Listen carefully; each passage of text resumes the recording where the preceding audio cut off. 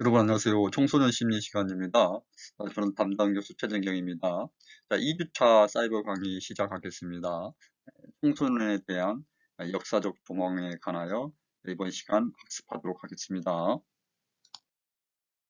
자, 이번 시간 목차 보겠습니다. 고대 힐랍 시대. 고대라 했을 힐랍 시대 하면은 그리스 시대를 말하는 거죠. 고대 힐랍 시대 보고요. 자, 두 번째, 중세, 또 중세 이후 계몽기. 자, 계몽이라는 의미는 꿈에서 깬다.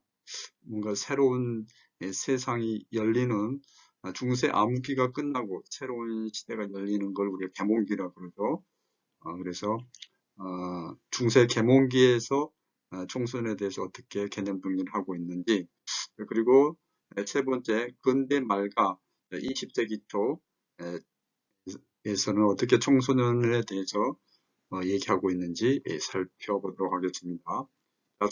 청소년이란 말이 등장한 시기가 근대 말 20세기 초이거든요. 그래서 그 전에는 청소년이란 용어가 없었다는 거죠. 그게 서양이든 우리나라든 마찬가지입니다.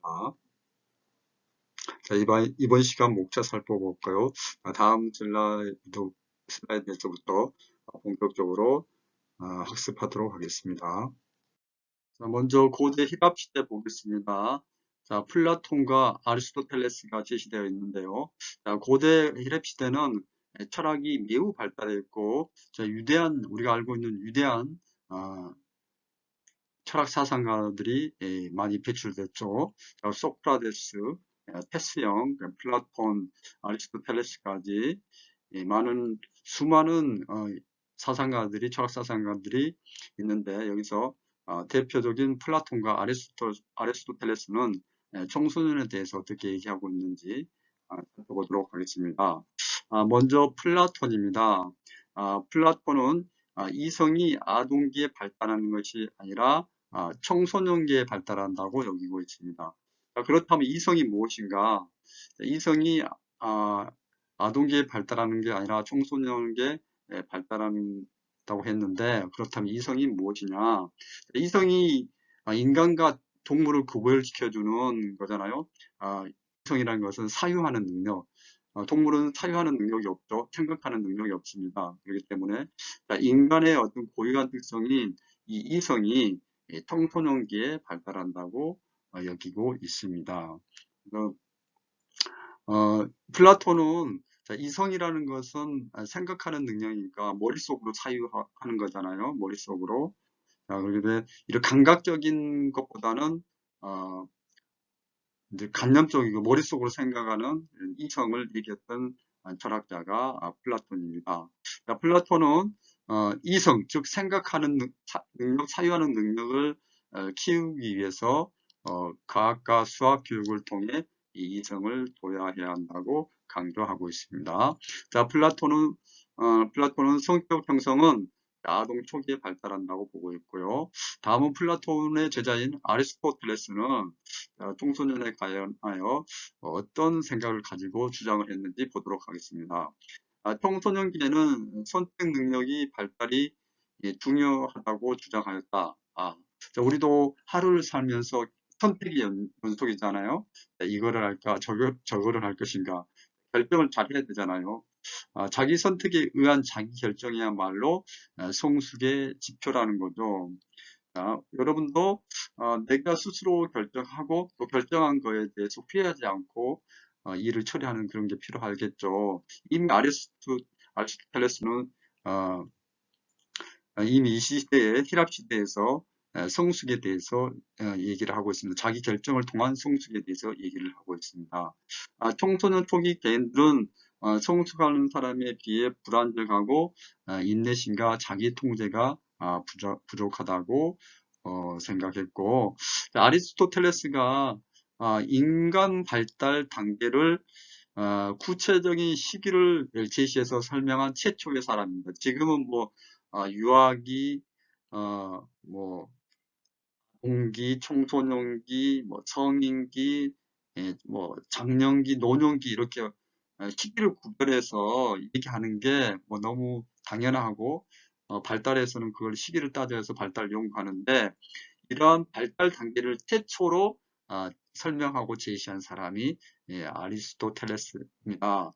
이 사람이 어떻게 구분했냐면은 지금하고는 거의 비슷합니다. 유아기, 생애 최초 7년 유아기, 그 다음에 7세부터 사춘기까지를 소년기라 했고, 사춘기부터 21세까지를 청소년기라고 이렇게 구분을 하고 있습니다. 이미 이제 이 시대에도 아리스토텔레스가 유아기, 소년기, 청소년기로 구분해서 발달을 통해 가지고 청소년을 이해했다는 게 의미가 큽니다. 자, 청소년의 증가된 자기 결정 중요성을 기술화하기 위해서 독립성, 정체감, 직업 선택과 같은 용어를 사용하고 있는데, 자, 이는 현대와 크게 다르지 않고 있다. 청소년의 어떤 독립성, 청소년이 되면 독립을 하잖아요. 다 정체감, 나는 누군가에 대한 정체감을 고민하는 것, 진로 선택, 직업 선택 같은 용어, 이런 것들에 대해서 이미 아리스토텔레스가 얘기를 했다는 거 다르지 않습니까? 지금의 보는 청소년에 대한 시각하고 고대 히랍 시대의 청소년에 대한 시각은 거의 뭐 크게 다르지 않다고 볼 수가 있겠습니다. 대단한 철학자의 청소년에 대한 시각을 살펴보았습니다. 중세와 계몽기입니다. 먼저 중세를 보겠습니다. 자, 우리 중세하면은 암흑기라 그러는 표현을 하는데 역시 청소년에 대한 시각을 살펴봐도 이 시대가 우리 인류 역사에 있어서 정말 암흑기라고 얘기하는 이유가 이해가 됩니다. 자, 중세 시대의 아동 및 청소년에 대한 사회 시각은 매우 냉소적이었으며, 이들을 비인격적인 존재로 취급했습니다. 더 볼까요? 아동 및 청소년은 축소된 성인, 미개인으로, 이 표현이 너무 센데요. 간주될 뿐이며, 성인 사이의 문화 규범에 따라 이들을 단련시켜야 한다고 믿고 있었습니다. 그러니까 성인이 하라는 대로, 성인이 생각하는 사회 문화적 규범에 따라서만 순종하고 복종하고는 그런 미개인으로 보는 게 중세입니다. 너무 안타까운 그런 시기가 있었네요. 자, 엄격한 교리주의적인 전통은 아동의 비이성적이고, 비이성적이라는 것은 사유를 생각하지 않고 지 맘대로 행동하고, 이런 비이성적이고 반문화적인 행동이 그들의 마음속에 악령이 있다고, 악령이 내재 있다고 해석을 하였고, 따라서 훈육과 체벌, 노동을 통해서 악령을 몰아내야 된다고 생각하는 아주 비이성의 시대가 중세 시대는 너무나 우리 아동과 청소년이 비인격적인 존재로서 되어버렸던 권리라고는 일만큼 찾아볼 수 없는 그런 시기인 것 같습니다. 자, 아동과 청소년은 엄격한 훈육의 대상이 될 수밖에 없었으며 성인과 동일한 노동력으로 취급은 돼서 또 미개인으로 취급했지만은 또 일은 또 시켜요. 일은 아주 심하게 시킵니다. 그래서 성인과 동일한 노동력으로 취급했고 또 작은 야만인으로 취급했다. 우리 인류 역사에서 가장 우리 청소년을 안 좋은 관점으로, 안 좋은 시각으로 보았던 시기가 중세인 것 같습니다. 자, 중세는 종교교육이 대부분 이제 이루어졌는데 그 외에도 어떤 생활교육, 기능교육으로서 도제교육이 시작이 되었고 지금까지도 이런 도제교육은 뭐 우리나라에서도 이제 이루어지는 거죠. 가장 이제 대표적인 게 스승과 제자 1대1 관계 속에서 기능을 전수하는 예체능 쪽에서 도제교육이 많이 이루어지고 있고 또 뭐 기술을 배운다든지 뭐 자기를 굽고 그 자기를 굽는 기술을 배우는 것 이런 것들은 다 도제교육이라고 할 수가 있겠는데 이 도제교육이 이제 중세부터 시작이 되었습니다. 자, 이것은 특정 기술을 익히기 위하여 어릴 때부터 전문 기술자고 견습공으로 일하면서 단계적으로 기술을 습득해 나가는 교육 형태를 도제 교육이라고 합니다. 자, 이 시기의 청소년들은 견습공 또는 하급 기술자에 지나지 않았으며 그들 나름의 독자적인 문화와 사고 방식은 허용되지 않았습니다. 그러니까 선생님이 도제 교육을 할 때도 선생님이 가르쳐 주는데도 알려주는 대로만 그대로 학습하고 그걸 따라하고 본인의 어떤 독자적인 사고와 문화는 허용되지 않는 그런 시기였고 그렇게 도제 교육이 이루어졌습니다. 자, 이런 이제 중세 암흑기에서 정말 너무나 인간이 신중심의 그러한 어떤 종교교육에 또 종교적인 이념에 치우치다 보니까 이제 계몽의 필요성을 느끼고 이제 우리 계몽기가 이제 일어나죠. 그래서 우리가 아까 저 이제 목차 부분에서도 말씀드렸는데 계몽이라는 것은 꿈에서 깨어나는 것, 정말 새롭게 시작하는 것 그런 의미입니다. 자, 계몽기의 대표적인 학자가 있는데 교육학자가 있는데 이 사람이 루소입니다. 자, 루소는 청소년에 대한 보다 계몽된 견해를 제시하였다. 자, 루소는 어떤 사람보다 어린이가 성인과 동일하게 어린이가 성인과 동일하게 취급받아서는 안 된다는 신념을 펼쳤는데 주력하였다. 그래서 여기서 성인과 동일하지 않다는 것은 어린이로서의 노동력이 부족하고 신체적인 발달도 부족하기 때문에 거기에 맞게끔 이제 대우를 받아야 되는데 성인하고 동일하게 취급받아서 노동도 시키고 힘든 일도 시키는 그런 어떤 중세를 비판하면서 루소가 이런 견해를 제시를 했습니다. 자, 루소는 중세에 얘기했던 축소된 성인이 아니라 독립된 인격체로 우리 어린이와 청소년을 바라보았습니다. 자, 어린이는 12세가량이 될 때까지 성인의 규제로부터 자유로워야 하며 그들의 세상을 자유롭게 경험할 수 있도록 허용된다고 믿었습니다. 루소는 여기서 에밀이란 루소의 저서입니다. 이 에밀이란 저서에서 독립된 인격체로 우리 어린이나 청소년을 인정해야 된다, 독립적인 인격체로 봐야 된다고 주장했던 계몽 철학자가 루소입니다. 자, 이제 중세의 잘못된 비인격체로 우리 청소년을 바라보는 그런 시각에서 계몽기를 거쳐서 독립된 인격체로 우리 청소년을 바라보는 그런 시기가 계몽기다. 그런 의미에서 역사적으로 큰 의미가 있다고 볼 수가 있겠습니다. 세 번째, 이제 근대 말과 20세기 초 에 대해서 살펴보겠습니다. 자, 근대 말과 20세기 초에 청소년이란 말이 등장합니다. 그렇다면은 그 전에는 없었다는 거죠. 청소년이란 말이. 자, 하나하나 살펴보도록 하겠습니다.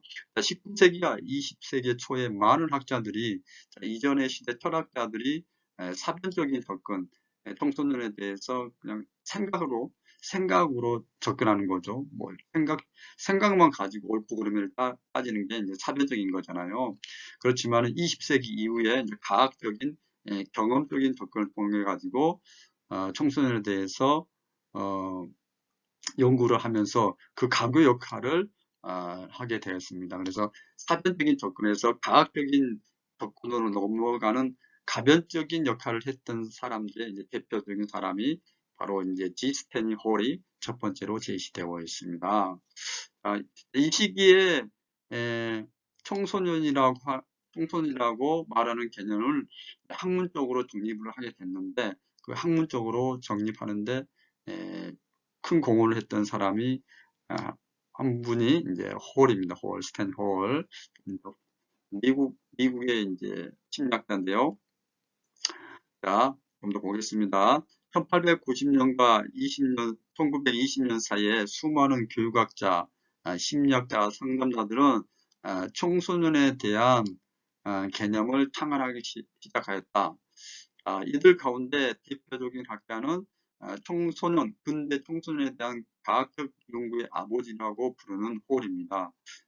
아버지라고, 예, 어머니라고 하지 않았나 하면은, 페미니스트, 즉, 여성주의자들이, 뭐의 아버지라고 하냐, 그렇게 얘기할 수도 있지만은, 우리가 통상적으로, 어, 뭐, 음악의 아버지, 뭐, 아버지라고 표현하기 때문에, 홀도 청소년에 대한 과학적 연구의 아버지라고 부릅니다.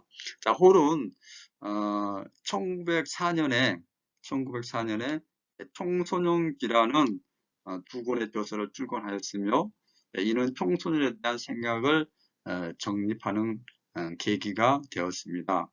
개인의 발달은, 이제 여기서 이제 청소년기라는 그 1904년의 책이 큰 이제 반항을 일으키는데요. 좀 더 보겠습니다. 홀이 이제 주장하는데요. 개인의 발달은 인류 문명의 진화 과정을 반복한다고 주장하고, 즉 개인은 유아기, 아동기, 소년기, 청소년기, 성인기 다른 발달은 원시시대, 수렵시대, 야영시대, 암흑기, 문명기의 인류 문명의 진화 과정을 반복한다고 얘기하고 있습니다. 그래서 우리가 이제 통상적으로 잘 알고 있는 자 유아기, 자 아동기, 이제 근데 여기 이제 특별히 이제 아동기하고 청소년기 사이에 소년기라고 하나를 더 이제 홀은 포함을 시켰고, 그 다음에 청소년기가 있고 이제 성인기로 이렇게 제시를 했는데요. 자, 유아는 아주 이제 발달적으로 부족하니까 원시인처럼 원시 시대로 그렇게 표현을 했고, 자, 아동기는 또 원시 시대보다 수렵 활동을 하는, 수렵과 채집 활동을 하는 그런 시대. 자, 그리고 이제 정착을 하는 그 야영 시대.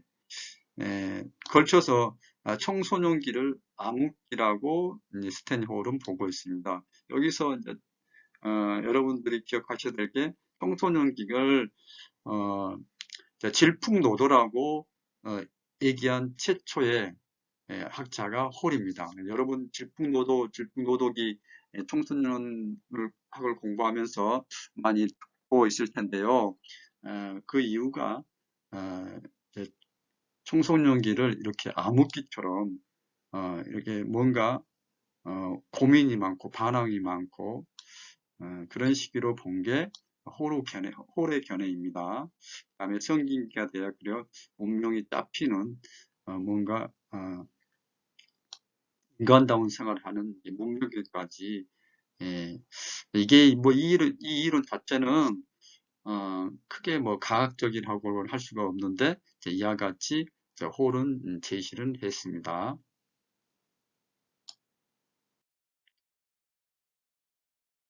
좀 더 보겠습니다. 홀의 견해 좀 더 보겠습니다.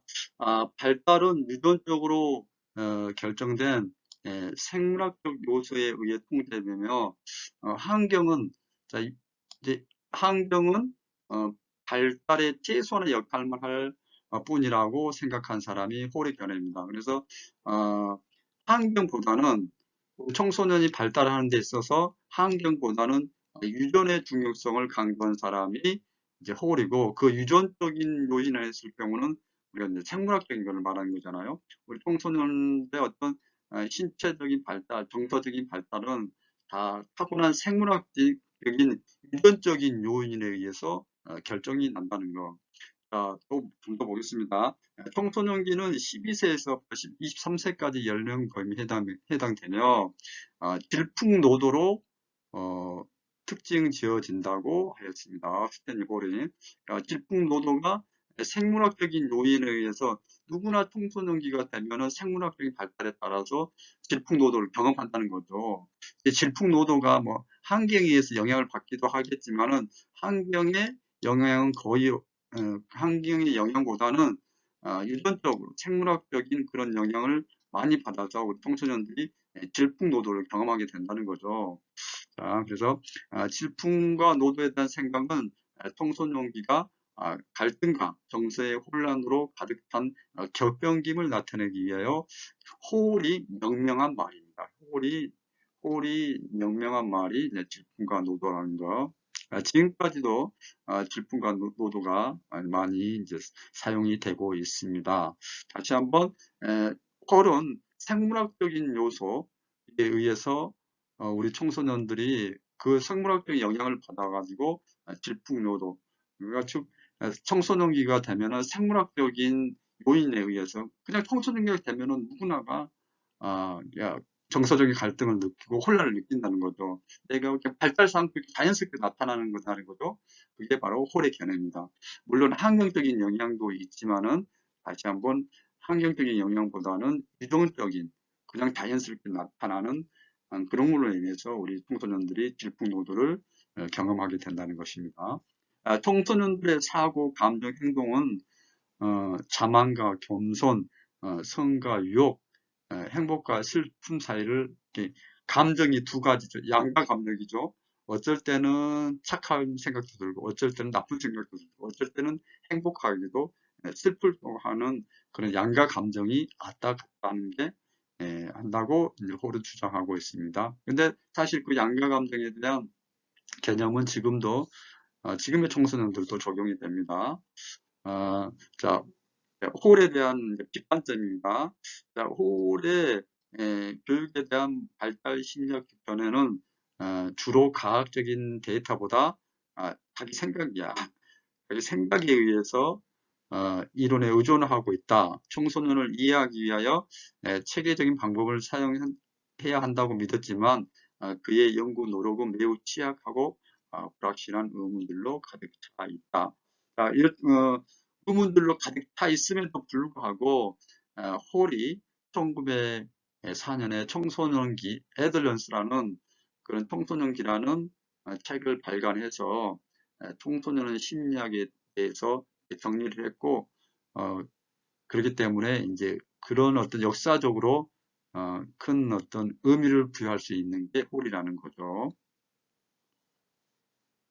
자, 홀에 대해서 살펴보았습니다. 근대 말과 20세기 초 대표적인 학자 두 번째 마그렛 미드입니다. 자, 미드는 사회 문화적 견해를 얘기하고 있는데 좀 살펴보겠습니다. 자, 문화 인류학자입니다. 인류학자인 마그렛 미드는 남태평양의 작은 섬 사모아의 청소년을 연구했습니다. 자, 결론적으로 사모아의 청소년들을 연구를 했는데, 자, 청소년들이 기본적인 호르리 주장한 생물학적인 특성을 지닌 것이 아니라 사회 문화적인 특징을 반영하고 있다고 주장을 하고 있습니다. 그래서 청소년들이 어떤 연령이 되면은 질풍노도의 시기가 나타난 게 아니라 이 사람들은 어떤 생물학적인 것보다 서사모아의 청소년들은 사회 문화적인 것은 환경적인 영향이란 거죠. 환경적인 영향을 받기 때문에 얘들은 질풍노도가 없더라. 큰 대단한 이제 홀에 반하는 견해지 않습니까? 그래서 홀은 이제 생물학적인 특성을 반영해서 유전적인 영향을 받는다고 주장을 했고, 마가렛 미드는 이제 사모아의 청소년들을 보니까 애들은 질풍노도가 없더라. 애들은 사회 문화적인 환경의 영향을 받아서 신체적으로 어떤 생물학적인 변화에 따라서 뭐 사춘기를 겪고 질풍노도를 겪고 그렇지 않다는 게 마가렛 미드의 견해입니다. 자, 사모아 섬의 청소년들이 경험하는 방식대로 문화가 아동기에서 성인기로 부드럽고 점차적인 형태로 진행될 때 질풍노도와 같은 특성들은 청소년들에게 나타나지 않는다고 하였습니다. 이들은 사모아 청소년에 대한 관찰은 청소년의 삶이 질풍노도와 비교적 거리가 멀다는 사실을 보여주고 있습니다. 여기 있는 이제 번역서도 나와 있네요. 미드가 썼던 연구 결과를 썼던 내용들이죠. 사모아의 청소년. 네. 좀 더 보겠습니다. 마가렛 미드의 견해를 다음 슬라이드에서 좀 더 보겠습니다. 자, 미드의 사회 문화적 견해 좀 더 보겠습니다. 자, 이제 지켜봤던 내용들이죠. 미드가 보니까 사모아의 청소년들은 아기 출산을 지켜볼 수 있도록 하고 죽음을 자연적으로 쪽으로 자연적인 것으로 간주하도록 하고 중요한 일을 하도록 하고 섹스를 허용하는 등 매우 개방적이고 자유로운 문화적 환경을 제공하므로 사모아의 섬의 청소년들은 스트레스로부터 비교적 자유롭게 만들었다고 결론하고 있습니다. 하지만 미드의 연구도 한계가 있습니다. 미드의 사모아 섬에 관한 연구가 발표되고 반세기가 이상 지난 후에 그녀의 연구는 편견과 오류가 많은 것으로 비판받았고 지금도 논쟁은 끝나지 않고 있습니다. 보니까 사모아 청소년들도 스트레스도 많이 받고 질풍노도를 겪더라, 그런 견해가 다시 이제 주장이 된 거죠. 자, 그렇지만은 정리를 하자면은 홀은 유전이 중요하다. 생물학적인 거, 생리적인 거, 생물학적인 거 중요하고, 생물학적으로 누구가 청소년기가 되고 사춘기가 되면은 질풍노도를 겪고 힘들더라, 이렇게 주장한 학자가 홀입니다. 그래서 유전이 중요하다. 근데 반대로 미드는 사회문화적 환경이 아이들한테 스트레스도 적게 주고 개방적이면은 아이들이 질풍노도를 겪지 않더라.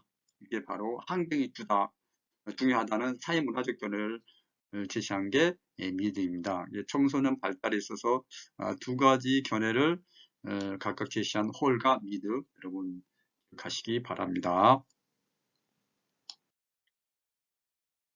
이제 홀과 미드에 의해서 뭐 학자들이 다양한 사람들의 학자들의 의견을 종합했을 때 창조주의자 견해인데, 뭐 청소년이란 말을 하나님이 창조했다는 게 아니고 청소년이란 말이 학자들에 의해서 그런 개념이 창조되었다는 겁니다. 그래서 여러분 소대에서 말씀드렸지만 이 청소년이라는 말이 근대 말과 20세기 초에 만들어진 말입니다. 그래서 그때는 아동, 성인 이렇게만 했다가 결과적으로는 청소년기가 없었다는 거잖아요. 그러니까 아동기에서 성인기로 넘어가는데 청소년기가 이런 아동과 성인의 중간을 청소년기라고 지칭하면서 청소년기라는 말 또는 청소년이라는 말이 이 개념이 창조됐다는 게 그런 내용이 창조주의자 견해입니다. 오늘날 역사가들은 1890년에서 20년 시기를 청소년의 시대라고 부릅니다. 그 이유는 이 기간 동안 청소년의 개념이 창조되었다고 믿기 때문입니다. 이 기간에 청소년 관련법들이 아주 많이 제정되었고 실행되었습니다. 자, 청소년을 연구하는 학자들은 청소년의 개념이 공립 의무 교육 체제를 만드는 과정에서 발생한 또 부산물이라고도 주장을 하고 있습니다. 자, 의무 교육이 이제 문제가 되면은 이제 의무 교육, 즉 공교육이 시작되지 않습니까? 자, 좀 더 보겠습니다. 자, 의무 교육은 근대 산업화와 연관이 있다. 자, 산업화로 인하여 교육받는 노동력에 대한 사회의 요구와 함께 아동과 청소년의 노동을 제한하는 학교 교육의 의무화로 인하여 청소년들은 의무화된 최소의 교육기간 중에 노동시장에 배제가 되었고 그 대신 학교에서 교육을 받았는데 그 교육을 받는 그 시기를 청소년이라고 인식하는 계기를 만들게 됐다는 게 학교 교육이 또 청소년의 어떤 개념을 만드는데 중요한 역할도 하고 뭐 다양한 심리학자들이 교육학자들이 청소년에 대한 개념을 만든 것도 사실입니다. 그래서 청소년이라는 개념이 세세한 내용도 여러분 아는 게 중요하지만은 청소년이라는 개념이 근대 말과 20세기 초에 창조되었다. 청소년이라는 개념이 만들어졌다는 거 여러분 이 내용도 여러분 좀 기억하시면 되겠습니다. 창조주의 견해 좀 더 보면요. 청소년들은 미숙하기 때문에 성인이 사회로부터 지식을 더 많이 전수받아야 하며 학교라는 울타리 속에서 보호받는 존재로 취급하고 그 보호받고 있는 학생들을 청소년이라 부르기 시작했다. 사회 역사가들의 주장에 따르면 청소년은 발달의 산물이 아니라 우리 사이가 필요에 따라 그 지위를 창조했다. 지위를 창조한 것에 불과하다. 청소년이라는 지위를 부여해주고 창조해줬다는 거죠. 자, 우리나라에서 청소년에 대한 호칭에 관한 어원적 개념을 보겠습니다. 자, 에들런스가 이게 홀이 이제 저서잖아요. 이게 이제 일본어로 번역이 되었을 때 청소년이 아닌 청년으로 이제 번역이 되었습니다. 그래서 서구와 마찬가지로 자, 우리나라나 일본에서도 청소년이란 말이 없었고 이제 청년이란 말로 번역이 되었고 청소년이란 말은 생겨나기 이전이었습니다. 근데 자, 소년이란 말은 있었죠. 소년이란 말이 있었고 이 소년이란 말의 역사는 굉장히 길도 고대 중국 사회까지 거슬러 올라갑니다. 청소년이란 말은 청년과 소년의 합성어로 뒤늦게 만들어진 말입니다. 뭐 젊은이 뭐 이런 말들이 있으면 소년 젊은이 이런 말들이 있었지만 청소년이란 말은 이제 근대에서 생긴 말이란 거.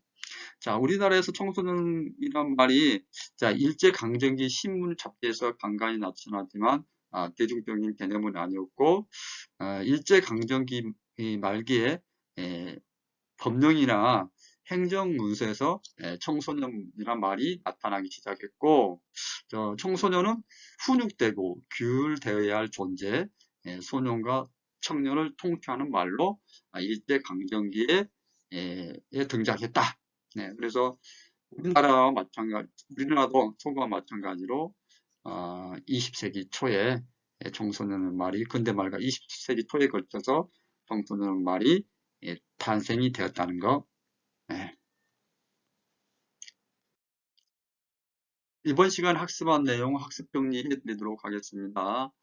자, 플라톤은 청소년기에 이성을 둬야 된다고 했습니다. 자, 이성이라는 것은 사유하는 능력, 인간과 동물을 구분하는 인간만이 가지고 있는 그런 감각적인 능력이 아니라 사유하는 능력입니다. 좋은 생각을 하고 깊게 생각하고 합리적으로 사고하는 이런 것들을 우리가 이성이라고 그러는데 이 이성을 둬야 된다고 플라톤은 얘기하고 있습니다. 아리스토텔레스는 인간 발달 단계를 구체적인 시기를 제시한 최초의 사람이라는 거, 그리고 자기 선택에 의한 자기 결정을 주장했습니다. 자, 중세와 계몽기. 먼저 중세는 인간을 우리 청소년은 아주 미개인, 축소된 성인으로 표현하고, 부족하기 때문에, 부족한 존재이고 미개인이기 때문에, 어떤 성인이 원하는 문화와 규범에 따라 행동하고 이들을 교육시키고 단련시켜야하고 했던 시기가 중세 시기입니다. 정말 우리 비인격적으로, 인간적으로 대우받았던 시기가 중세 시대입니다. 네, 중세에는 도제 교육이라는 특별한 교육 제도가 있었습니다. 그래서 스승과 제자의 어떤 결혼을 통해 가지고 전문 기술자의 겸습병으로 우리 청소년들이 일을 하면서 단계적으로 기술을 익혀 나가는 교육이 도제 교육입니다. 자, 18세기에 루소라는 이제 계몽학자가 등장합니다. 이 루소라는 계몽학자는 우리 청소년을 독립된 인격체로 주장하기 시작했습니다. 엄청난 패러다임의 변화죠. 루소는 중세에 가졌던 그런 청소년의 어떤 개념에서 청소년을 독립된 인격체로 인정하고 그들이 자유롭게 세상을 경험할 수 있도록 허용해야 한다고 주장했던 학자가 루소이고 그 내용이 이제 에밀이라는 책에 잘 나타나 있습니다. 자, 근대 말과 20세기 초에 청소년이라는 말이 등장하는데요. 이제 20세기 초에 대표적인 학자가 스탠 홀입니다. 홀은 생물학적인 요소를 통하여 청소년의 발달을 강조했는데요. 청소년들은 발달 과정에서 질풍노도를 겪는데 누구나 생물학적인 발달로 인해 가지고 질풍노도를 겪는다고 보고 있습니다. 그렇기 때문에 굉장히 정서적으로 혼란하고 갈등을 느끼는 시기로 청소년기를 보고, 질풍노도라는 말을 최초로 명명한 학자가 홀입니다. 자, 마가렛 미드는 홀을 견해하고 다르게 홀이 생물학적인 특성을 통해 가지고 질풍노도를 얘기했다면은 미드는 사회 문화적인 특징을 강조했습니다. 사모아라는 남태평양 작은 섬 사모아에서 이제 인류학자니까 문화 인류학자니까 직접 관찰하면서 거기 살고 있는 청소년들을 만나고 소통하면서 연구를 했습니다. 연구를 했는데 걔들은 질풍노도가 없고 스트레스가 뭐 아주 없고 아주 개방적인 태도로 그냥 성인에서 아니 아동에서 성인으로 자연스럽게 넘어가더라. 질풍노도가 없더라. 이걸 주장한 사람이 미드인데, 이유는 사회 문화적인 영향을 받아서 그렇다는 게 미드의 견해입니다. 다시 한번 정리하면은 홀은 유전을 강조했고 미드는 사회 문화적인 즉 환경을 강조했던 학자입니다. 자, 창조주의자 견해, 청소년이란 개념이 만들어졌다는 거잖아요. 그래서 청소년의 개념이 창조되었다고, 근대 말과 20세기 초에 청소년이란 말이 만들어진 신조어를 하는 거죠. 그래서 뭐 청소년기, 청소년 이런 말들이 다 20세기와 근대 말과 20세기 초에 심리학자나 교육학자 이런 사람을 통해서 만들었고, 특히 그 말이 탄생하는데 또 결정적인 역할을 했던 게 학교 교육입니다. 학교에서 의무 교육을 받고 있는 그런 학생들을 우리가 이제 청소년으로 인식하기 시작했다는 겁니다. 자, 우리나라에서 청소년의 호칭에 관한 원칙 개념을 보면은 청년과 소년의 합성어입니다. 청년과 소년의 합성어로 청소년 말이 뒤늦게 만들어졌는데, 일제강점기에 있는 행정문서나 법령에서 청소년이란 말이 간간히 나오기 시작했습니다. 서구와 마찬가지로 역시 우리나라도 이제 일제강점기 20세기 이제 초에 청소년 말이 탄생이 되었습니다. 이번 시간 청소년에 대한 역사적인 조망, 고대 히랍시대, 중세와 계몽기, 그 다음에 근대 말과 20세기 초에 걸쳐서 청소년에 대한 개념이 어떤 식으로 정리가 되어 왔는지 살펴보았습니다. 이번 시간 퀴즈 드릴 텐데 한번 보겠습니다. 첫 번째 문제입니다. 청소년기를 생물학적인 발달 입장으로 해석하고 질풍과 노도 시기로 규명한 심리학자는 누구입니까? 오늘 공부하는 핵심 내용이기도 합니다. 두 번째 문제 나가겠습니다. 남태평양의 작은 섬 사모아에서 청소년을 연구했습니다. 청소년의 사회 문화적 발달 특성을 강조한 인류학자는 누구입니까? 여러분 맞춰보시기입니다. 첫 번째 문제는 우리 청소년을 생물학적인 발달 입장에서 보는 거고, 두 번째 퀴즈는 우리 청소년의 사회 문화적 발달 관점으로 우리 청소년을 보는 시각입니다. 유전과 환경이라는 두 가지 관점으로 청소년을 이해하고 해석하는 부분입니다.